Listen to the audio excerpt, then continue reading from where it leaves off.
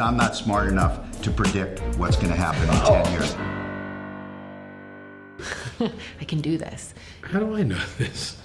You may have some people here who are. I'm not one of them. In 10 years from now, will Amazon dominate every industry? I think the only reason the answer is no is because you have Apple, Facebook, and Google. In 10 years from now, Amazon will not dominate every industry because there's some 12-year-old little boy or girl who will have a better way. In 10 years from now, will Apple continue to put out an iPhone? I think so. I think in 10 years, the form factor of the iPhone is very similar to what it is today. It might be connected to more things on our body, and it might be able to have some relationship to glasses or something to help us do our job in the context of where we are, who we are, and what we need to do. 10 years from now, the iPhone there will still be some scaled down version, but we will move on to wearable. And I don't know what that will look like because Apple hasn't invented it yet, but I'm sure they're thinking about it.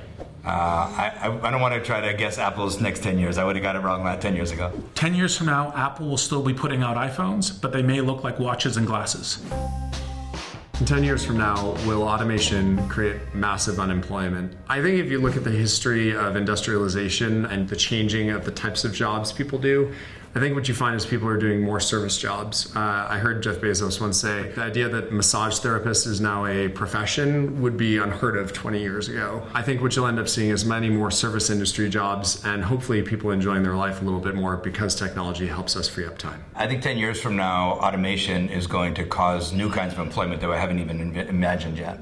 New technologies require more training in many instances, and we are not keeping up with the demand for those jobs by making sure people are prepared to be part of the workforce of the future. I think in 10 years from now, we're beginning to see where automation is really changing a bunch of jobs, and that will create some turmoil, but we will also see the possibility of new jobs. Yes, automation 10 years from now will cause massive unemployment, but it will also create massive employment of a different kind. So I think what we're going through is a remarkable transition, the likes of which we've not seen in the prior revolutions, the Industrial Revolution. So we're going to see lots of job loss, but we'll also see different kinds of jobs being created. In 10 years from now, will Disney still be making Star Wars movies? I think absolutely. 10 years from now, Disney will, I hope, still be not just making Star Wars movies, but adding to the richness of the story. In 10 years from now, I hope Disney won't be making Star Wars movies because I feel like they're going downhill. Disney will still be making Star Wars movies 50 years from now. And galaxies far, far away. In 10 years from now, brick and mortar retail stores will exist, but they'll be very experiential. The younger consumer cares about that even more than the more mature consumer. They'll look really different, but I don't think stores are going away anytime soon. It's nice to get out of the house every now and then, right? In 10 years from now, will cable television exist? No. Yes, just greatly modified. My gut says cable television will not exist unless it moves completely to streaming. That's the most provocative one yet, I think. Cable television in some form is likely to exist. I think it'll be radically different than it is today with wires and boxes.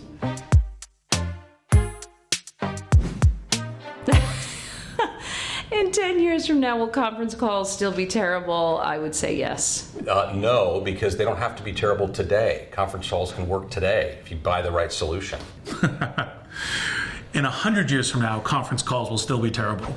In 10 years, will artificial intelligence reach a point where it is a danger to humanity? No, but there will be parenthetical case studies where dangerous elements of AI are rearing their head, enforcing the brilliant people who create AI to address it. In 10 years from now, artificial intelligence will have done a lot of great things for humanity, and I think we will not be at any of the dangerous risks. In 10 years from now, artificial intelligence won't create a robot, if you will, that's out of the movies and is a danger to us, no. In 10 years from now, AI will not be at a point where it's anywhere near hurting humanity. That's going to happen with the singularity. In 10 years from now, will there be movie theaters? I think so. And there's still something magical about it and magical about being able to talk about the great stories that you see. People love going out and being with others as they experience great things. In 10 years, there will be movie theaters because people want to share certain kinds of entertainment experiences with other people. There will be movie theaters in 10 years, and there will be movies in those movie theaters, along with seats with people in them. In 10 years from now, will driverless cars outnumber regular cars? I hope they're both gone and we're all flying around in flying cars.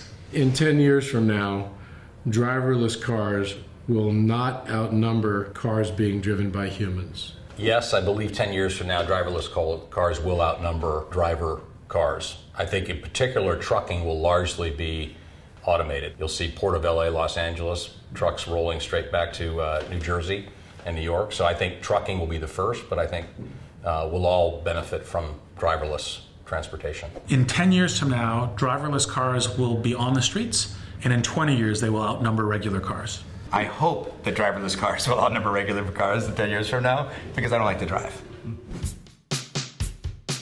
In 10 years from now, will football exist? I hope so, because I will really be crushed if it doesn't. 10 years from now, football will absolutely exist. And as a Michigan football fan, I only hope that Michigan will be in the Rose Bowl that year. I have no idea if football will exist 10 years from now, the way we know it today.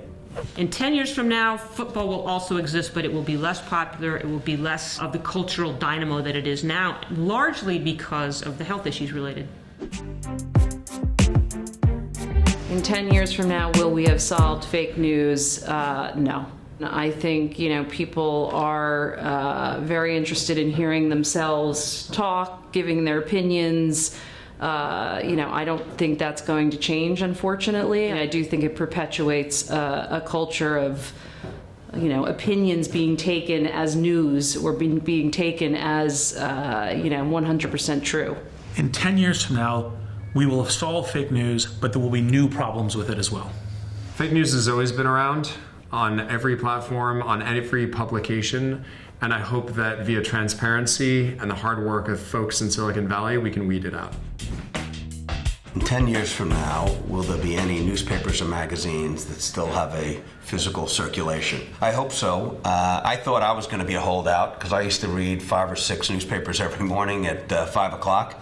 But I've moved over to my devices. 10 years from now, there will be still be newspapers and magazines, but there will be fewer of them, and they will only be lost leaders driving content online. Well, it's a big question globally. The largest English language newspaper on earth is actually the India Times. My suspicion is those publications outside of the US will continue to be print publications. I'd be surprised if we have much residual print news media going on in the United States at that point. Yes, I do think there'll be a boutique world for magazines and books and physical print. Generational and celebratory, like the way vinyl is today for music. In 10 years from now, there will be newspapers and magazines that have a physical circulation because old people need love too. In 10 years from now, will VR be our primary form of entertainment? Yes. In 10 years from now, VR will most definitely not be our primary form of entertainment. In a movie or a television show, for instance, it's the director's eye that points the eye of the viewer in a certain direction and enables the story to progress or be told in effective ways. In VR, that mechanism doesn't really exist. Therefore, I do not believe it will create strong storytelling opportunities or be a strong storytelling medium. Forms of VR will certainly be our primary form of entertainment because it's a richer, engrossing form of entertainment. You would much rather watch a basketball game with floor seats in a VR experience than you would sitting back watching a basketball game with a traditional television broadcast. No, I don't think VR will be our primary form of entertainment. In fact, I think VR will end up being much bigger in things like medical technology, in teaching people how to do surgery or, doing some kind of imagery of the body. But I don't think it will be as dominant in entertainment as it will be in other fields.